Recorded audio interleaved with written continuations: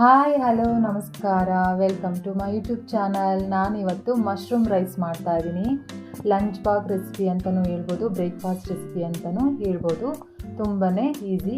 ಹೇಗೆ ಮಾಡೋದು ಅಂತ ತೋರಿಸ್ತೀನಿ ಇವಾಗ ನಿಮಗೆ. ನಾನಿಲ್ಲಿ ಫಸ್ಟು ಮಶ್ರೂಮ್, ಕ್ಯಾಪ್ಸಿಕಮ್, ಈರುಳ್ಳಿ, ಟೊಮೆಟೊ, ಹಸಿಮೆಣಸಿನ್ಕಾಯಿನ ತೊಗೊಂಡಿದ್ದೀನಿ. ಇಷ್ಟಿದ್ರೆ ಸಾಕು, ಬ್ರೇಕ್ಫಾಸ್ಟ್ ರೆಡಿ ಆಗಿಬಿಡುತ್ತೆ. ಈಗ ಒಂದು ಬಾಣಲಿಗೆ ಒಂದು 2-3 ಸ್ಪೂನು ಎಣ್ಣೆ ಹಾಕ್ತಾಯಿದ್ದೀನಿ. 2 ಹಸಿಮೆಣಸಿನ್ಕಾಯಿನ ಹಾಕ್ತಾಯಿದ್ದೀನಿ. ಮಶ್ರೂಮ್ನ ಹಾಕ್ತಾಯಿದ್ದೀನಿ. ಮಶ್ರೂಮ್ನ ಹಾಕಿ ಸ್ವಲ್ಪ ಫ್ರೈ ಮಾಡೋಣ. ಒಂದು 2 ನಿಮಿಷ ಫ್ರೈ ಮಾಡಿದ್ರೆ ಸಾಕು. ಆಮೇಲೆ ಶುಂಠಿ ಬೆಳ್ಳುಳ್ಳಿ ಪೇಸ್ಟನ್ನು ಹಾಕ್ತಾಯಿದ್ದೀನಿ. 1 ಸ್ಪೂನ್ ಹಾಕಿದ್ರೆ ಸಾಕು. ಇವಾಗ ನಾನು ಸಣ್ಣದಾಗಿ ಉದ್ದಕ್ಕೆ ಹಚ್ಕೊಂಡಿರೋ ಕ್ಯಾಪ್ಸಿಕಮ್ನ ಹಾಕ್ತಾಯಿದ್ದೀನಿ. ಟೊಮೆಟೊ ಹಾಕ್ತಾಯಿದ್ದೀನಿ. ಈರುಳ್ಳಿ ಕೂಡ ಹಾಕ್ತಾಯಿದ್ದೀನಿ. ಇದನ್ನೆಲ್ಲ ಹಾಕಿ ಒಂದು ಸಲ ಚೆನ್ನಾಗಿ ಮಿಕ್ಸ್ ಮಾಡೋಣ.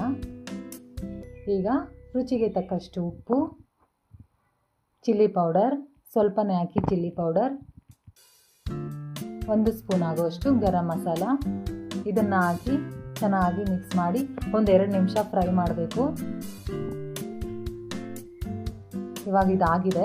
ಈಗ ಮಾಡಿಟ್ಟಿರೋ ರೈಸ್ನ ಹಾಕ್ತಾ ಇದ್ದೀನಿ. ಈಗ ಚೆನ್ನಾಗಿ ಮಿಕ್ಸ್ ಮಾಡಿ ಕೊತ್ತಂಬರಿ ಸೊಪ್ಪನ್ನ ಉದುರಿಸ್ತಾ ಇದ್ದೀನಿ. ನೋಡಿ, ಇಷ್ಟು ಸಿಂಪಲ್ಲಾಗಿ ರೆಡಿನೇ ಆಗೋಯಿತು. ತುಂಬಾ ರುಚಿಯಾಗಿರುತ್ತೆ.